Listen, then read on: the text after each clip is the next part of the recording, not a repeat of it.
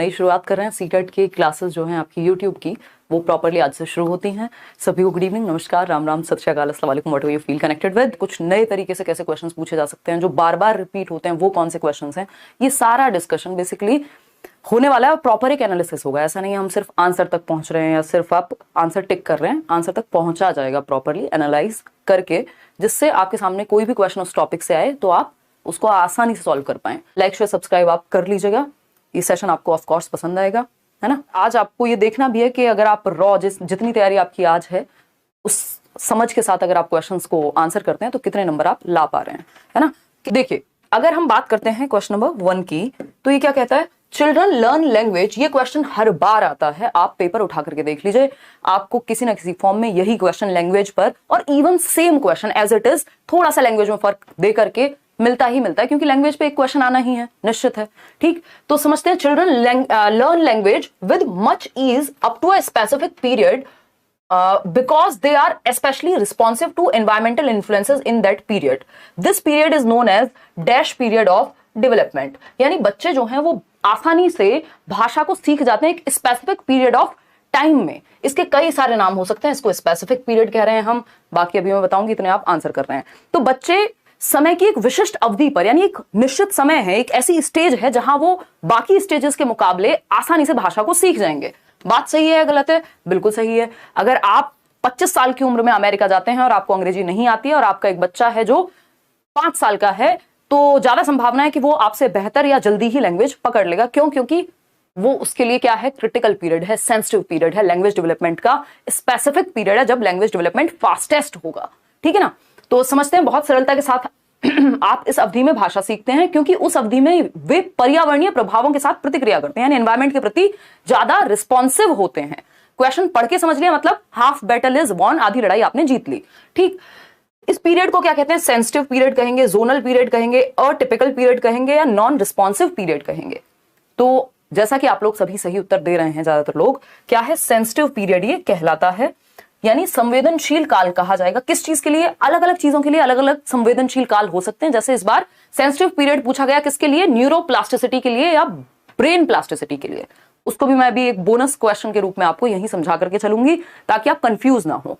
ठीक, तो sensitive period कहलाएगा ये। सेंसिटिव क्यों? क्योंकि आप इस समय में, बच्चा इस समय में 2 से 6 वर्ष के समय में स्पेशली क्या है, सेंसिटिव है लैंग्वेज को सीखने के लिए। तो ये सेंसिटिव पीरियड या संवेदनशील काल कहा जा सकता है। इसको आप क्रिटिकल पीरियड कह सकते हैं कि बहुत ही महत्वपूर्ण पीरियड है। Fastest period of language development कह सकते हैं कि भाषा विकास सबसे तीव्रता से इसी उम्र में होता है, इसी सेंसिटिव पीरियड में होता है। और ये 5 साल की उम्र तक जो एलएडी की बात करते हैं, लैंग्वेज एक्विजिशन डिवाइस की बात करते हैं, नॉम चॉम्स्की, वो वही पीरियड है, क्योंकि बच्चे बहुत तेजी से इस टाइम पे उनका जो लैंग्वेज एक्विजिशन डिवाइस है बहुत एक्टिव होता है। उम्र के साथ ये धीरे धीरे वीक होता जाता है। तो ये जोनल यानी क्षेत्रीय, कोई क्षेत्रीय अवधि होती है, ये किसी क्षेत्र की बात हो रही है? जी नहीं, एज की बात हो रही है। अटिपिकल यानी विशिष्ट या एबनॉर्मल पीरियड है ये? नहीं, बिल्कुल नॉर्मल है, सेंसिटिव पीरियड है ये। खराब बात। नॉन रिस्पॉन्सिव है, अप्रतिक्रियात्मक है। अगर नॉन रिस्पॉन्सिव होता, और यहां हम क्वेश्चन में कह रहे हैं कि इस एज में बच्चा रिस्पॉन्सिव होता है लैंग्वेज को सीखने के लिए, और ये कह रहे हैं जी नॉन रिस्पॉन्सिव है, तो कुछ और ही बात चल रही है। 4 ऑप्शंस में से हमें एक ही बेस्ट ऑप्शन चूज करना है, उसके अलावा 3 ऑप्शन से ये सीख लेना है कि वो कहना क्या चाह रहे हैं, है ना। रट्टे नहीं लगाने, समझना है चीजों को। तो सेंसिटिव पीरियड या क्रिटिकल पीरियड या fastest period for language development कौन सा है, जिस टाइम पे बच्चा सबसे तेजी से लैंग्वेज को पकड़ेगा? वो है अर्ली चाइल्डहुड। ये आप कहीं नोट भी कर सकते हैं। क्या है? Early childhood. Early childhood stages of development की जब हम बात करेंगे आगे चल करके, है ना, पूर्व बाल्यावस्था जिसको हम कहते हैं, बाल्यावस्था का पहला हिस्सा है ये। दूसरा होता है लेटर चाइल्डहुड, उससे पहले इन्फेंसी है, फिर एडोलेसेंस है। यही 3 स्टेजेस आपके काम की हैं, जिसमें से चाइल्डहुड को बांट देंगे तो 4 स्टेज कहलाएंगी। मैं यहां लिख देती हूँ। इन्फेंसी जन्म से 2, शैशवावस्था जिसको हम कह रहे हैं, इसी को पियाजे ने सेंसरी मोटर कह दिया, गत्यात्मक अवस्था, जन्म से 2। फिर चाइल्डहुड में 2 पार्ट हैं, अर्ली चाइल्डहुड 2 से 6, लेटर चाइल्डहुड उत्तर बाल्यावस्था जिसको कॉन्क्रीट ऑपरेशनल कहा पियाजे ने 6 से 12, और एडोलेसेंस ये क्या है, ये है आपका 12 से 18, WHO की माने तो 10 से 19 वर्ष। ठीक है, टीन एज भी जिसको हम कह देते हैं। तो ये 4 स्टेजेस हैं जो सबसे ज्यादा आपके काम की हैं। अदरवाइज स्टेजेस बहुत सारी हैं, ह्यूमन डेवलपमेंट की स्टेज अलग होती हैं, चाइल्ड डेवलपमेंट की अलग होती हैं, बट आपके काम की ये 4 स्टेज हैं, इनसे क्वेश्चन बाहर नहीं जाता। पूर्व बाल्यावस्था, अब ये वो काल है पूर्व बाल्यावस्था। लैंग्वेज पे क्वेश्चन दो तीन तरह से ही बन सकते हैं। एक ये है आपके सामने जो बहुत बार रिपीट हुआ है ना, इसको हम सेंसिटिव पीरियड कहेंगे यानी संवेदनशील काल कहेंगे लैंग्वेज डेवलपमेंट के लिए, है ना। फास्टेस्ट पीरियड भी है लैंग्वेज डेवलपमेंट के लिए, यानी सबसे तेजी से भाषा का विकास, सबसे तेजी से, क्योंकि बच्चा जो भी कार्टून देखना शुरू करेगा इसी उम्र में, आसपास के लोगों को सुन के समझना शुरू करेगा और जो वो सुनता है वही रिपीट करता रहता है, हर टाइम पूछता रहता है कुछ ना कुछ। फास्टेस्ट पीरियड है, यानी सबसे तीव्र गति से भाषा का विकास यहां होता है। बाकी सारे विकास भी बहुत तेज हो रहे होते हैं, लेकिन लैंग्वेज की बात करें तो फास्टेस्ट है। क्रिटिकल पीरियड है for language development, critical period है फॉर लैंग्वेज डेवलपमेंट। ठीक है, क्लियर है। ये जो लैंग्वेज एक्विजिशन डिवाइस है नॉम चॉम्स्की जिसकी बात करते हैं, वो भी सबसे ज्यादा एक्टिव यही है। बच्चा 25 से 50, 55, 60 शब्द तक भी एक दिन में सीख जाता है। ठीक है, अगर हम बात करते हैं यहां लैंग्वेज की एक और छोटी सी बात, तो कुछ स्टेजेस होती हैं। सबसे पहले बच्चा कूइंग शुरू करता है। कूइंग मतलब कूकना, है ना। 6 हफ्ते में टेढ़ी मेढ़ी आवाजें निकालेगा, है ना, जो समझी नहीं जा सकती, बस वो आवाजें निकालना शुरू कर देता है, कूकना शुरू कर देगा, कूइंग। फिर इसके बाद आती है बैबलिंग की स्टेज, बलबलाना कहते हैं इसको। इस टाइम पे जो सिंगल सिलेबल शब्द हैं जैसे ब, म, प, ये क्या है, सिलेबल्स होते हैं। ठीक, तो ये 6 महीने में ये भी करना वो शुरू कर देगा, 6 मंथ्स। ठीक, 6 महीने के समय में ये क्वेश्चन आते हैं, पूछे जा चुके हैं प्रीवियसली और पूछे जा सकते हैं, क्योंकि लैंग्वेज पे क्वेश्चन सीडीपी में जब बनता है तो यही 2 तरीके हैं। या तो ये पूछ लेगा कि कौन सी स्टेज में क्या हो रहा है, कब वो 2 शब्द जोड़ के एक सेंटेंस बनाना शुरू कर देगा, या फिर जो आपसे पूछा गया है, यही 2 तरीके के क्वेश्चन है। तीसरा हद से हद वोकैबुलरी पे क्वेश्चन आ जाता है कि कितना शब्द भंडार होता है। तो ये तीनों टाइप मैं आपको कवर करके चलूंगी ताकि आगे आने वाले सेशंस में आप अटके ना जब नए क्वेश्चन मिले तो। ठीक, तो कूइंग यानी कूकना 6 हफ्ते की उम्र में, यानी 1.5 से 2 महीने के बीच। बैबलिंग 6 महीने में, ब, म, प, यहां मैं लिख भी देती हूँ एग्जाम्पल के रूप में। कूकना बस आवाजें निकालना है जिनका कोई मतलब नहीं होता। ठीक, तो फर्स्ट स्टेज हम ये मान के चलते हैं, कई लोग क्राइंग को भी इंक्लूड कर लेते हैं कि जब बच्चा रोता है तो वो भी जन्म के समय, तो वो भी भाषा की एक स्टेज हो गई, बट हम कूइंग से ही शुरू करते हैं। ठीक है, कूइंग हो गया, बैबलिंग हो गया। फिर आती है वन वर्ड स्टेज, बहुत महत्वपूर्ण है, कई बार क्वेश्चन आया हुआ है। वन वर्ड यानी एक शब्द की अवस्था, ये आएगी 1 से 1.5 साल के बीच में, है ना। 1 ईयर हम इसको मान के चलते हैं जब बच्चा एक शब्द को बोलना शुरू कर पाएगा, जैसे पानी, बाबा, मामा। यहां पे सिर्फ वो सिंगल सिलेबल, जैसे वाटर शब्द है तो वाटर में 2 सिलेबल हैं, एक है वो, दूसरा है टर, तो ये दोनों जोड़ करके नहीं बोल पाता बैबलिंग में, या तो वो बोलेगा या टर बोलेगा। सिंगल सिलेबल शब्दों को ही का ही उच्चारण कर पाता है बैबलिंग की स्टेज में। वन वर्ड स्टेज में वो पूरे शब्द को ठीक से उच्चारित कर पाएगा, यानी प्रोनाउंस कर पाएगा वन वर्ड को, जैसे वाटर हो सकता है, पानी, खाना, वॉटएवर। ठीक, फिर आती है 2 वर्ड स्टेज। 2 वर्ड स्टेज या टेलीग्राफिक स्पीच भी कह देते हैं इस स्टेज को। थोड़ा सा डीप में चलेंगे, पहला सेशन है, इससे क्या होगा, आपको एक समझ पैदा हो जाएगी, आगे आप अटकेंगे नहीं क्वेश्चंस में, है ना। तो टेलीग्राफिक स्पीच, हिंदी में भी टेलीग्राफिक ही कहें आप इससे तो अच्छा है। 2 वर्ड स्टेज कह देते हैं, 1.5 से 2 वर्ष।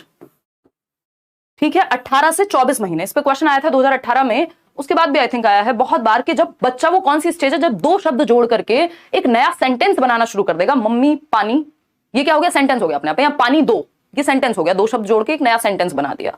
तो पहली बार टेलीग्राफिक स्पीच कहते हैं इसको, जब 2 शब्द जोड़ करके एक सेंटेंस बने 1.5 से 2 वर्ष में या 18 से 24 महीने में। ठीक, बहुत इंपॉर्टेंट स्टेज है, पहली बार यहाँ पे वो नया शब्द बनाना शुरू कर देगा। ठीक है, इतनी बात, यही हमारे काम की। फिर इसके बाद लॉन्गर अटरेंसेज है, अगर आप 2 साल के बाद देखें तो वो बड़े जो वाक्य हैं उनको बोलने लग जाएगा। फिर एक और तीसरी तरह का क्वेश्चन है वोकैबुलरी पे क्वेश्चन, ये भी पूछा जा चुका है सीटेट में। वोकैबुलरी मतलब शब्द भंडार। तो इसमें मैं हमेशा आपको एक ही सिंपल फंडा है जिससे आप याद रखते हैं। प्रोफेसर स्मिथ ने जस्ट 3 अवस्थाएं बताई हैं, उसकी वजह से आप कंफ्यूज नहीं होंगे। वो क्या है, उन्होंने कहा 1 साल में बच्चे के पास कितने शब्द होते हैं, बताएगा कोई? 3 शब्द या 2 शब्द, ऐसा कुछ उन्होंने वोकैबुलरी दी हुई है, इससे आपको आइडिया लग जाएगा। 1 साल में 3 शब्द, 2 साल में 272, 272 का शब्द भंडार बच्चे के पास होगा। फिर उन्होंने 5 साल की बात की है, सीधा 2072 शब्द। याद है ये चीज? अब इससे क्वेश्चन कैसे पूछ लेता है, क्वेश्चन पूछेगा 3 साल में कितने होंगे जी, तो 3 साल का जो आइडिया है वो होता है 900 वर्ड्स के अराउंड, 900 प्लस 1000 के आसपास शब्द होते हैं। 4 साल, क्योंकि ये 2000 के बीच में ही रहेगा ना, 272 और 2000 के बीच में रहेगा, 3 साल और 4 साल, तो 4 साल में कितने होंगे, 1500 के आसपास, 1500-1600 प्लस। ठीक, तो ये शुरू के 5 साल का शब्द भंडार भी आपको पता होगा तो बहुत अच्छा रहेगा। ठीक है, 1 साल में 3 शब्द का मतलब क्या है, पानी, मम्मी, खाना, इस तरह के कुछ 3 शब्द की वोकेबलरी उसके पास होती है 1 साल की उम्र में। 2 साल में 272 शब्द हो जाते हैं। इन 272 का यूज करके वो नए नए सेंटेंसेस बना पाता है। फिर आती है 5 साल की बात, तो 5 साल में 2072 वर्ड की वोकेबलरी है। इसीलिए हम कह रहे हैं कि 2 से 6 वर्ष जो है बहुत ही critical, sensitive, important, fastest period है फॉर लैंग्वेज डेवलपमेंट, भाषा विकास की दृष्टि से। क्योंकि आप देख रहे हैं 272 से 2072 कितने गुना जंप मार गया बच्चा यहां पर भाषा को सीखने में, या उसका शब्द भंडार कितना बढ़ चुका है। ठीक है ना। तो 3 वर्ष में 900 प्लस, 4 वर्ष में 1500 1600 प्लस, 5 का आपको पता ही है। तो यही 3 तरीके हैं जिससे क्वेश्चन बन सकता है। ये स्टेजेस वाइज, कितने महीने में कितनी स्टेज, कितना शब्द भंडार, और तीसरा है वो आपका सेंसिटिव पीरियड, फास्टेस्ट, क्रिटिकल। यही 3 तरीके हैं, इन्हीं से लैंग्वेज पे क्वेश्चन बनता है। आते हैं तो हमने कितने तरीके कवर कर लिए हैं जो भी लैंग्वेज पे इस तरह का डायरेक्ट क्वेश्चन पूछा जा सकता है, यही नहीं 3 तरीके से पूछा जा सकता है। अब यहां पे दूसरी चीज आपको मुझे समझानी है, जब बात करें लैंग्वेज डेवलपमेंट के सेंसिटिव पीरियड की, यानी भाषा विकास के लिए सबसे महत्वपूर्ण काल, तो हम कह रहे हैं कि भैया अर्ली चाइल्डहुड है। ठीक है ना, सेंसिटिव पीरियड हो गया। अगर कॉग्निटिव डेवलपमेंट के लिए सेंसिटिव पीरियड की बात करें तो पूरा जो टाइम है आपका चाइल्डहुड से लेकर एडोलेसेंस तक, एडोलेसेंस मतलब किशोरावस्था, तो वो किशोरावस्था तक हमें पता है कि किशोरावस्था में मैक्सिमम डेवलपमेंट ऑफ इंटेलेक्ट, यानी बुद्धि का सर्वाधिक विकास या मैक्सिमम जो डेवलपमेंट है वो किशोरावस्था में हो जाता है। इसका मतलब इंपॉर्टेंट पीरियड क्या है, हम बॉर्नवीटा का एड आता था, आपने सुना होगा, देखा होगा कि 5 साल तक की उम्र तक बच्चे के 90% मस्तिष्क का विकास हो जाता है। यानी वो 5 साल की उम्र से लेकर के या पूरा जो चाइल्डहुड है उससे लेकर के एडोलेसेंस तक ये सेंसिटिव पीरियड है। किसके लिए? दिमाग के डेवलपमेंट के लिए, कॉग्निटिव डेवलपमेंट जिसको हम बोलते हैं, है ना। तो इसी तरह का एक नया टॉपिक इन्होंने साथ में जोड़ दिया इस बार, क्या? ब्रेन प्लास्टिसिटी, या जिसको न्यूरोप्लास्टिसिटी भी कहते हैं। आजकल बहुत चर्चा में है, पिछले 2-3 सालों से नई रिसर्च इस पे बहुत सारी आ रही है कि हमारा जो ब्रेन है वो हमेशा सीखता रह सकता है।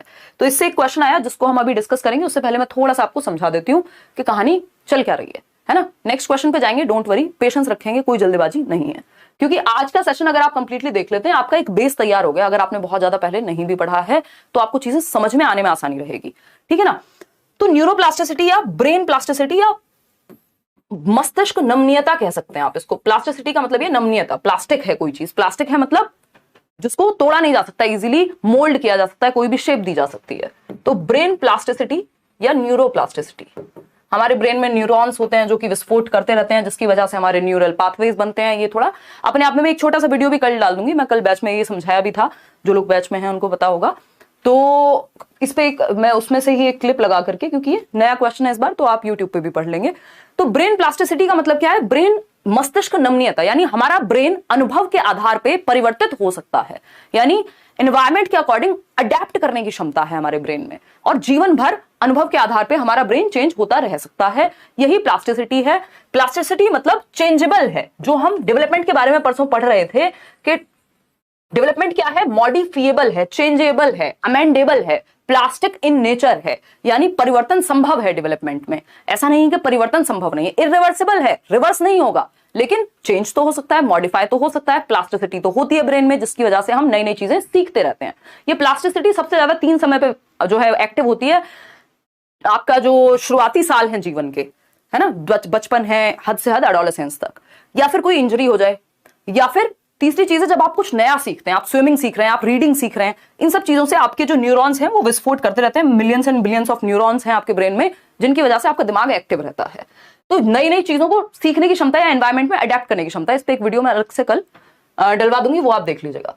अब क्वेश्चन आता है इससे, अभी हमने बात की थी sensitive period for language development, तो हमें पता है वो है क्या? Early childhood.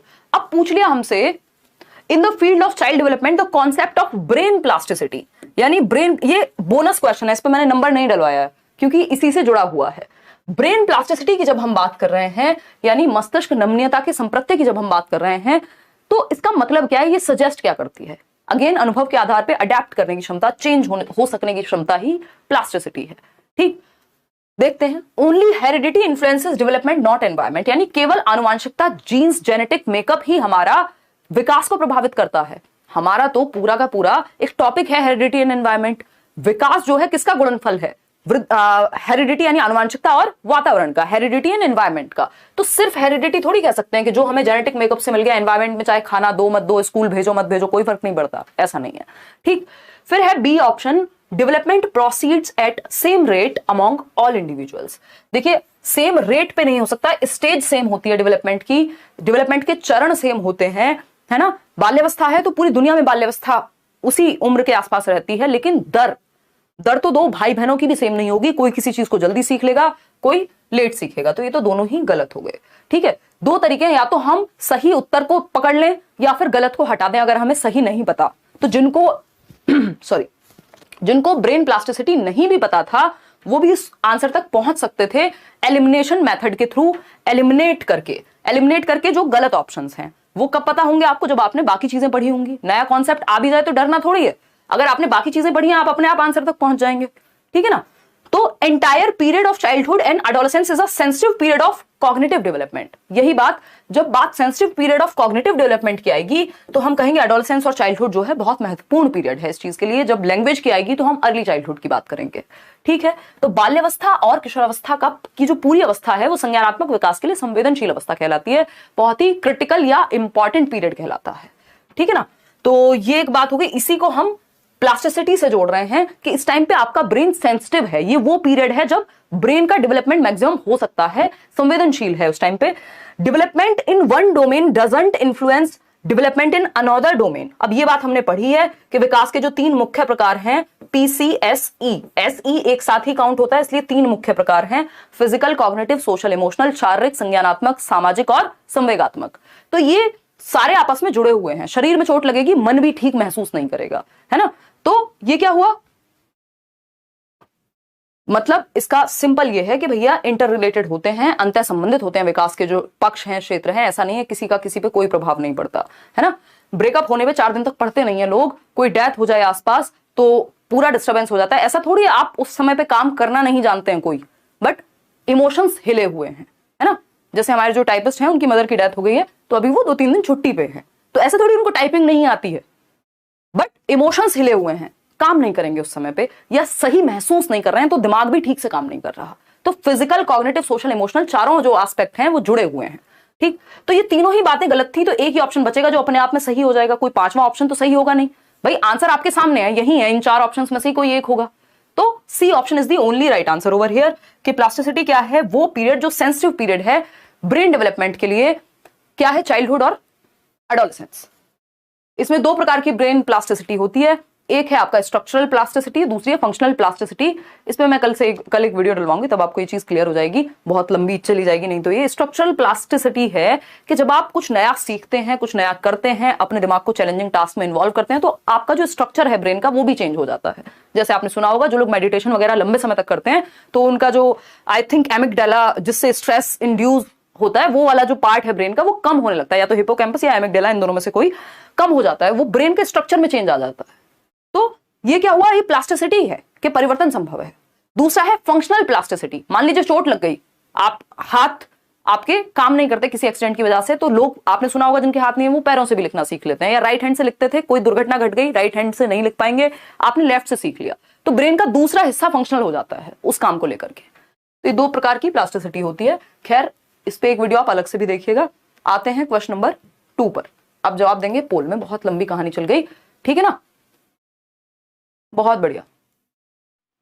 ये जितने भी लोग हैं जो लाइक शेयर करना भूल जाते हैं, भैया लाइक शेयर किया करो, पॉजिटिविटी को बढ़ावा देना चाहिए, मस्त तरीके से सीखेंगे, है ना। अब mother notices that one of her twins, एक माँ ये नोटिस करती हैं, इस बात पे ध्यान जाता है उनका कि उनके ट्विंस मतलब 2 बच्चे हैं। ट्विंस भी 2 प्रकार के होते हैं आपको पता है, एक आइडेंटिकल ट्विंस जो बिल्कुल एक जैसे दिखते हैं, एक सेम जेंडर होगा, और दूसरे होते हैं फ्रेटर्नल ट्विंस जो भाई बहन हो सकते हैं, जबकि आइडेंटिकल ट्विंस या तो भाई भाई होंगे या बहन बहन होंगी। ठीक, तो जो ट्विंस हैं ये मैं आपको रिवाइज कराने के लिए इस चीजें बीच बीच में जोड़ के समझाती हूं ताकि चीजें कनेक्टेड रहें ब्रेन में। तो ट्विंस हैं, एक मदर ये नोटिस करती है कि उनके 2 बच्चे हैं, जुड़वा बच्चे हैं, उनमें से एक जो है is progressing more quickly in learning to walk, जल्दी चलना सीख रहा है एक बच्चा दूसरे बच्चे के कंपैरिजन में, ठीक, तुलना में। Which principle of development is associated with this variation in learning, विकास का कौन सा सिद्धांत यहां लागू होता है। भाई विकास के कई सारे सिद्धांत है ना, विकास एक बड़ी प्रक्रिया है तो इसको अच्छे से समझने के लिए कुछ सिद्धांत भी पढ़ते हैं हम। अगर आपने मैराथन वगैरह देखी होगी तो मैंने उसमें समझाया हुआ है अच्छे से, ठीक।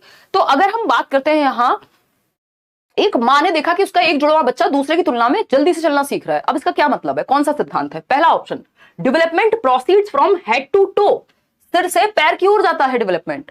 विकास जो है, पहले बच्चा सर संभालना सीखेगा, फिर गर्दन, फिर धड़ संभालना सीखेगा। ये सब क्या है? बिल्कुल सही बात है। सेफेलोकॉर्डल है ये। सेफेल का मतलब होता है खोपड़ी, और वहीं से बना है सेफेलोकॉर्डल। ठीक, बात तो सही है। अब पेडागोजी में ऐसा हो सकता है कि चारों ऑप्शन सही हो, लेकिन वो अपनी अपनी जगह सही है ना। भाई मेरे लिए क्या बेस्ट है? दुनिया में हर इंसान बेस्ट है। आप शादी करने जा रहे हैं, मान लेते हैं, ये एग्जांपल मैं बहुत देती हूँ, आसानी से समझ में आता है ना। दुनिया में हर इंसान बेस्ट है अपने आप में। आपके लिए क्या बेस्ट है, या जरूरत किस चीज की है उस समय पे, ये देखोगे ना। तो चार ऑप्शंस में से जो सही उत्तर होगा वो क्वेश्चन के अकॉर्डिंग बेस्ट होना चाहिए ना। हमें बेस्ट ऑप्शन चाहिए। चारों सही हो सकते हैं पेडागोजी में, ठीक है ना। तो ये अपने आप में सही है, लेकिन क्वेश्चन ने हमसे ये नहीं पूछा, क्वेश्चन ने हमसे कुछ और पूछा है। ठीक, बी ऑप्शन है development proceeds stage by stage among everyone, यानी विकास जो है वो हर चरण में बढ़ता रहता है। चलो बात तो ठीक है, लेकिन कुछ और पूछ रहे थे। फिर आता है C option, development proceeds at different pace among different individuals, अलग अलग व्यक्तियों में विकास अलग अलग गति से होता है। यही बात जो हमने थोड़ी देर पहले की थी कि गति, pace, rate of development can differ in two individuals. Stage same रहती है। देखिए दो चीजें यहां पे, एक तो है स्टेज और दूसरा है, ये भी मैं आपको दे दूंगी पीडीएफ जब आपको मिलेगी ना, तो ये भी इंक्लूड करके दे दूंगी। एक चीज है स्टेज। स्टेज यूनिवर्सल होती है। डेवलपमेंट की जो स्टेजेस हैं वो यूनिवर्सल हैं, सार्वभौमिक हैं। चाहे कजाकिस्तान का बच्चा हो, चाहे वो अमेरिका का बच्चा हो, अफगानिस्तान का हो, इंडिया का हो, कहीं दुनिया का कोई बच्चा हो, विकास के चरण सेम रहते हैं। जवान होने से पहले बचपन आता है, ऐसा नहीं होता पहले बुढ़ापा आ गया, बाद में आप अडल्ट हुए, वयस्क बने, या बाद में किशोरावस्था आई। एक सीक्वेंस है जो फॉलो होता है, ठीक है ना। तो सार्वभौमिक है, स्टेजेस सबके लिए सेम रहती हैं। क्या रहती हैं? सेम रहती हैं। लेकिन क्या एग्जैक्ट सेम डे पे दो बच्चे चल जाएंगे? कोई जल्दी सीख लेगा कोई चीज, कोई थोड़ा धीमे सीखेगा। तो जो रेट है, यानी चरण तो सेम हो सकते हैं बट दर भिन्न होती है। इसको दूसरे शब्दों में पेस भी कह सकते हैं। विकास की गति भिन्न हो सकती है, जबकि तो गति क्या है? सेम नहीं होगी, नॉट सेम फॉर ऑल, जबकि स्टेज सेम रहेगी। इन दो चीजों में जो लोग कंफ्यूज होते हैं हर साल एक नंबर गवा के आते हैं, क्योंकि एक क्वेश्चन इस पे आता ही आता है। ठीक है जी। तो विकास के जो चरण है वो सबके लिए सेम है कि पहले इन्फेंसी होगी, फिर early childhood, letter childhood, adolescence, adulthood, old age, ये सब। लेकिन दर भिन्न हो सकती है। 2-3 साल के बच्चे जरूरी नहीं है कि दोनों सेम समय पे चलना सीखें। कोई पहले सीख लेगा, सेम समय पे बोलना सीखें, कोई जल्दी बोलना सीख लेगा, किसी को ज्यादा शब्द आते होंगे। ठीक, तो ये बात हमें समझ के रखनी है कि development proceeds at different pace among different individuals, कि विकास जो है वो अलग अलग गति से हो सकता है अलग अलग इंडिविजुअल्स में, चाहे वो जुड़वा बच्चे ही क्यों ना हो। बात सही है या गलत है? बिल्कुल सही है। ठीक, कोई दिक्कत परेशानी, दर्द, समस्या यहां तक हो तो बता दो। फिर डी ऑप्शन है development proceeds from general to specific, यानी पहले सामान्य गतिविधि करता है बच्चा, बाद में विशिष्ट, यानी पहले वो पूरे हाथ से किसी चीज को पकड़ना सीखता है, बाद में वो उंगलियों का इस्तेमाल करना सीखेगा, जो कि स्पेसिफिक है। बात तो सही है, बट पूछा क्या था? है पूछा तो नहीं था ये, पूछा तो नहीं था ये स्टेज बाय स्टेज, पूछा तो नहीं था ये। पूछा तो ये था कि ऐसा क्यों हो रहा है भैया, दो जुड़वा बच्चे हैं, सेम टाइम पे पैदा हुए हैं, एक साथ पैदा हुए हैं, माताजी भी एक ही हैं, अब पहले क्यों चलना सीख पा रहा है एक बच्चा? क्यों? क्योंकि दर का अंतर हो सकता है विकास की प्रक्रिया में, जो कि सी ऑप्शन में ही कहा गया है। बात सही है या गलत है? बिल्कुल सही है। सी ऑप्शन पे चलते हैं, सॉरी थर्ड क्वेश्चन पे चलते हैं। हमको ज्यादा ही स्लो चल रहे हैं मुझे लग रहा है ना, बट कोई बात नहीं, समझ लेते हैं प्रॉपर तरीके से। इस एक सेशन से समझ ऐसी विकसित हो जाएगी, जब हम चीजें कर रहे होंगे टॉपिक वाइज तो समस्या नहीं होगी। पोल मिल गया होगा आपको, ठीक है ना। क्वेश्चन नंबर 3 देखिए, पोल में जवाब दीजिए। डेवलपमेंट इज डिपेंडेंट अपॉन, विकास किस पर निर्भर करता है? विकास की प्रक्रिया किस पर निर्भर करती है? फटाफट से बताइएगा। गुड इवनिंग भाई, बताइए, जवाब दीजिए। जवाब, आवाज तो कम नहीं आ रही है? देखो, बहुत बढ़िया, आपका दिल से आभार, मेरा एग्जाम क्लियर हो गया है, लव यू, बहुत बढ़िया। हाँ, उधर रिजल्ट आया ना शायद मध्य प्रदेश में, और पीएस टेट का भी, बहुत बढ़िया यार। देखिए एक बार, डी ऑप्शन कितने, 64% लोग, यानी 64% लोग सही उत्तर दे रहे हैं। बाकी के जो है महान लोग 36% वो गलत उत्तर दे रहे हैं, इन्हीं में घूम रहे हैं वो, है ना। 36% लोग इतने आसान सवाल का जवाब गलत दे रहे हैं, जबकि 64% लोग सही जवाब दे पा रहे हैं, जबकि हमने समय खूब अच्छा खासा दिया है। अब ये सही जवाब क्यों है इसको देखना जरूरी है। ठीक, डेवलपमेंट इज डिपेंडेंट अपॉन, विकास किस पर निर्भर करता है? पहला ऑप्शन है जेनेटिक डिस्पोजिशंस पर, आनुवांशिक प्रवृत्तियों पर, यानी जो जीन्स से हमें मिला है, जो हेरिडिटी से हमें मिला है, जो हमारे डीएनए से है। बात तो सही है, उसका रोल होगा, मैच्योरिटी में भी उसका रोल होगा, इंटेलिजेंस पे भी आपकी उसका प्रभाव पड़ेगा। बात सही है गलत है? बिल्कुल सही है ना।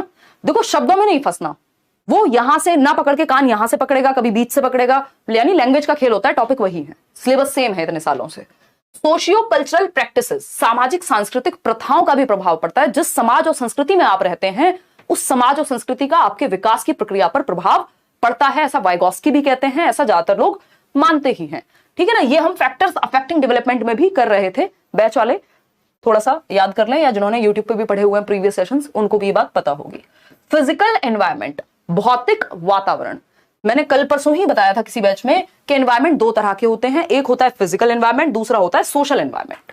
फिजिकल एनवायरमेंट क्या है? भौतिक एनवायरमेंट, पेड़ पौधे, जल वायु अग्नि आकाश, वॉटएवर जो भी आप कहना चाहें। तो एनवायरमेंट दो प्रकार का है। अगर हम यहां पेडागोजी में देखें तो एनवायरमेंट किस तरह का है? दो मुख्य प्रकार है एनवायरमेंट के। वो क्या है? ये कहीं लिखा नहीं मिलेगा, ये आपको एक्सपीरियंस से बताया जा रहा है। ठीक, एक है आपका फिजिकल एनवायरमेंट, भौतिक वातावरण जिसको हम कह रहे हैं, जो हमारा एयर, वाटर, ट्रीज, जो आप कहना चाहें, ये सब भौतिक एनवायरमेंट में आते हैं, यानी फिजिकल एनवायरमेंट में आते हैं। आपके मैप आते हैं ना, जब आप मैप लेने जाते हैं, पढ़ते होंगे, तो उसमें मैप आपके दो तरह के आते हैं, एक पॉलिटिकल मैप, एक फिजिकल मैप, जिसमें नदियां होती हैं, जिसमें लोगों की कहानियां होती हैं, दूसरे वाले। ठीक, फिजिकल, और दूसरा है आपका यहाँ पॉलिटिकल नहीं है, सोशल एनवायरमेंट कह सकते हो आप। ठीक है ना, सोशियो कल्चरल भी कह सकते हो। तो सोशल एनवायरमेंट है दूसरा, सामाजिक, जिसमें लोग हैं, है ना, जिसमें लोग इन्वॉल्व हैं। ठीक, समाज जिसमें आ जाता है। ठीक, पीपल लिख देती हूं मैं यहां आसानी के लिए। दोनों ही तरह के एनवायरमेंट का प्रभाव आपके विकास पर पड़ता है। वाइगॉस्की कहते हैं सोशल एनवायरमेंट ज्यादा महत्वपूर्ण है। पियाजे को अगर आप देखेंगे तो उन्होंने फिजिकल एनवायरमेंट को भी काफी महत्वपूर्ण माना है, भौतिक वातावरण जिसको हम कह रहे हैं। तो भाई एनवायरमेंट तो किसी भी तरह का है, इंपॉर्टेंट तो है। ठीक, तो अगर हम देखें भाई सोशियो कल्चरल प्रैक्टिस की अगर हम बात कर रहे हैं, इंडिया में आप रामायण पढ़ रहे हैं, महाभारत देख रहे हैं, उसका एक प्रभाव पड़ेगा आपके विकास पे। किसी और कंट्री में आप कुछ और देखते हैं, वहां का कल्चर डिफरेंट तरीके का है, उसका कुछ और प्रभाव पड़ेगा आपके विकास पे, लेकिन प्रभाव पड़ेगा। फिजिकल एनवायरमेंट, जो भी आपके आसपास की दुनिया है, लोगों को हटा भी दें तब भी उसका प्रभाव आप पर पड़ता है। ठीक, तो आंसर क्या हो गया? तीनों ही बातें सही हैं। देखो, इस तरह के ऑप्शंस में ज्यादातर चांसेस ये होते हैं कि ऑल ऑफ द अबव सही हो, यानी तीनों ऑप्शन सही हो। लेकिन हमेशा ऐसा होगा जरूरी नहीं है। बस आपको यह देखना है क्या आपको तीनों में से किसी एक को हटाने का वैलिड रीजन आपके पास है, क्या आप श्योर हैं? अगर आप श्योर नहीं है तीनों में से किसी एक को हटाने के, तो आप ऑल ऑफ दी अबव के साथ जाइए। ये बेसिक रूल होता है प्रोबेबिलिटी का जब आप क्वेश्चन सॉल्व कर रहे होते हैं। नन ऑफ दीज की संभावना कम होती है कि ओनली वन, ओनली टू। वो ओनली टू पे तब जाइए जब आप बहुत श्योर हैं कि आपको पक्का पता है बाकी के तीनों ऑप्शन गलत हैं, एक ही सही है। ठीक, ये बेसिक फंडा है। फर्स्ट, सेकंड, थर्ड सही है। यहाँ पे सिर्फ एक क्यों सही होगा? सिर्फ दोनों क्यों सही होंगे? सिर्फ ये सेकंड और थर्ड क्यों सही होंगे जब तीनों सही है? तो जब तीनों का ऑप्शन है तो हम तीनों के साथ जाएंगे। अगर तीनों का ऑप्शन ना होकर सिर्फ दो का ऑप्शन होता तो जो भी बेस्ट दो हो सकते थे हम उन बेस्ट दो के साथ जाते। तो ऑप्शंस का खेल है कि आप जवाब क्या देंगे, ऑप्शंस को देखते हुए।